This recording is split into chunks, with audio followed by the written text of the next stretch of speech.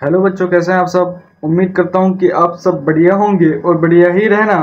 आज का हमारा टॉपिक है इतिहास भाग 3 अध्याय 13 महात्मा गांधी और राष्ट्रीय आंदोलन और उसके आगे बाद की घटनाओं पर चर्चा करेंगे इस अध्याय में। ठीक है। देखो, आप इस चैनल पर न्यू हो तो जल्दी से पहले चैनल को सब्सक्राइब कर लो और वीडियो को लाइक कर लो। इस चैप्टर में हम बहुत कुछ डिटेल में पढ़ने वाले हैं, बहुत ही डिटेल में हम इसकी जानकारी प्राप्त करने वाले हैं इस अध्याय के बारे में। ठीक है, ये वीडियो अपने दोस्तों को भी शेयर कर दो जल्दी से जाके पहले। तो अब चलो बच्चों, देरी किए बिना हम वीडियो को स्टार्ट करते हैं।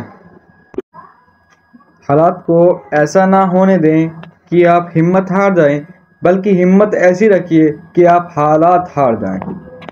बिल्कुल। देखो, इसमें ये कहा गया है कि हालात को ऐसा ना होने दें कि, यानी अपने आप को कमज़ोर नहीं समझना है, दूसरे के सामने अपने को कमज़ोर नहीं समझना है। उससे कहो कि हम भी कर सकते हैं, तू नहीं कर सकता बल्कि हम कर सकते हैं। वो जज्बा अपने अंदर लेकर आइए जो कि दूसरे के अंदर ना हो, अपने अंदर प्राप्त कर सको। ठीक है, इसी में यही सिखाया गया है। हालात को ऐसा ना होने दें कि आप हिम्मत हार जाएं, बल्कि हिम्मत ऐसी रखिए कि आप हालात हार जाएं। बढ़िया ही रहेंगे। आज का जो हमारा विषय है वो 13 है और महात्मा गांधी और राष्ट्रीय आंदोलन। एक ऐसे महान क्रांतिकारी के बारे में हम इसमें जानकारी प्राप्त करने वाले हैं जिनका नाम है महात्मा गांधी। उनके साथ जो जुड़े हैं वो राष्ट्रीय आंदोलन के बारे में हम इसमें जानकारी प्राप्त करने वाले हैं और सामान्य आज्ञा और उससे आगे की जानकारी इसमें प्राप्त करने वाले हैं। ये जो है इतिहास भाग 3 से है। भाग 3 से है। ठीक है, ये एक ऐसे महान योद्धा के बारे में हम पढ़ने वाले हैं जिन्होंने हमारे भारत को आज़ाद कराया। 1947 में 15 अगस्त 1947 को महात्मा गांधी जी ने हमारे भारत को आज़ाद कराया। उससे पहले 14 अगस्त 1947 को भारत और पाकिस्तान का विभाजन भी हुआ।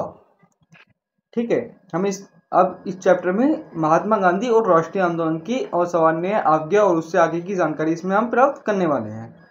किसी को कोई डाउट नहीं होना चाहिए मेरे ख्याल में। ठीक है, दक्षिण अफ्रीका में ही महात्मा गांधी ने, देखो, दक्षिण अफ्रीका में ही महात्मा गांधी ने पहली बार अहिंसात्मक विरोध की विशिष्ट तकनीक सत्याग्रह का इस्तेमाल किया। यानी अहिंसात्मक यानी विरोध के खिलाफ विरोध की विशेषता तकनीक सत्याग्रह का इस्तेमाल किया, जिसमें विभिन्न धर्मों के बीच सौहार्द बढ़ाने का प्रयास किया तथा उच्च जाति भारतीयों को निम्न जातियों और महिलाओं के प्रति भेदभाव वाले व्यवहार के लिए चेतावनी दी। इसलिए चंदन देव नेशन ने कहा, दक्षिण अफ्रीका ने महात्मा गांधी जी को बहुत कुछ दिया। देखो, इसमें सबसे पहले कहा महात्मा गांधी के बारे में इसमें हम जानकारी प्राप्त करने वाले, मैंने आपको ये पहले भी बता चुका हूं। जो महात्मा गांधी थे उन्होंने पहली बार अहिंसात्मक विरोध की कहाँ की? दक्षिण अफ्रीका में। ये क्वेश्चन भी आ सकता है।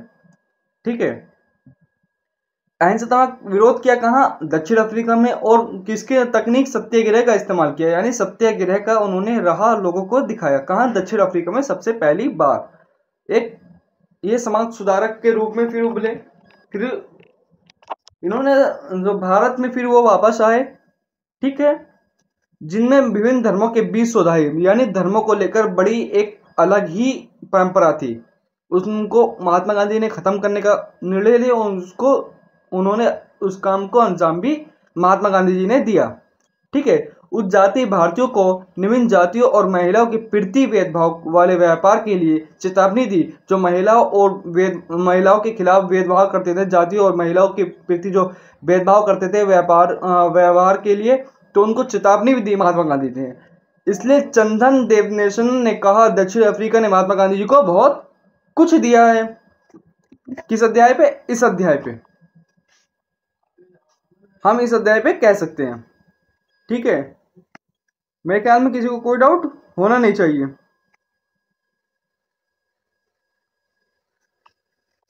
दक्षिण अफ्रीका ने महात्मा गांधी को क्या बनाया? महात्मा बनाया। दक्षिण अफ्रीका ने गांधी जी को क्या बनाया? महात्मा बनाया। मतलब एक महान पुरुष के रूप में उन्होंने संकल्प लिया। ठीक है। गांधी जी की पहली महत्वपूर्ण सार्वजनिक उपस्थिति फरवरी 1916 में बनारस हिंदू विश्वविद्यालय के उद्घाटन समारोह में हुई। यानी जो 1916 में बनारस हिंदू विश्वविद्यालय के उद्घाटन में समारोह में हुई, उन्होंने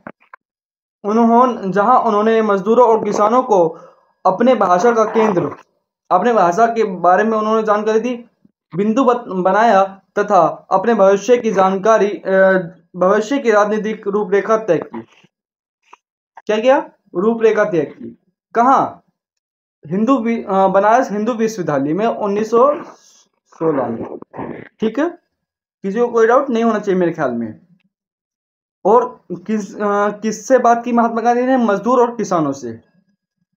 मजदूर बोलते हैं श्रम जो मजदूर करते हैं, जिससे आजकल जो दिहाड़ी चला वो 600 500-600 का है। उस वक्त दिहाड़ी के जो मजदूर हुआ करते थे, किसी भी चीज का काम कर रहे थे, वो मजदूर होते हैं। जो किसान होते हैं वो खेती बाड़ी कर अपना गुजारा करते हैं। उनसे महात्मा गांधी ने बात की।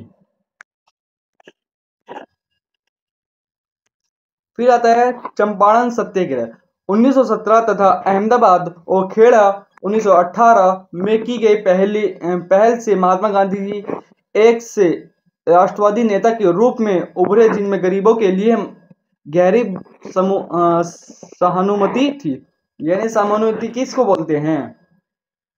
चंपारण सत्याग्रह 1917 में हुआ। ठीक है।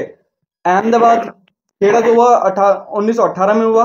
सत्याग्रह जो था वो 1917 और अहमदाबाद और खेड़ा 1918 में की गई पहली से एक महात्मा गांधी ने क्या किया? राष्ट्रवाद का उनको नारा दिया।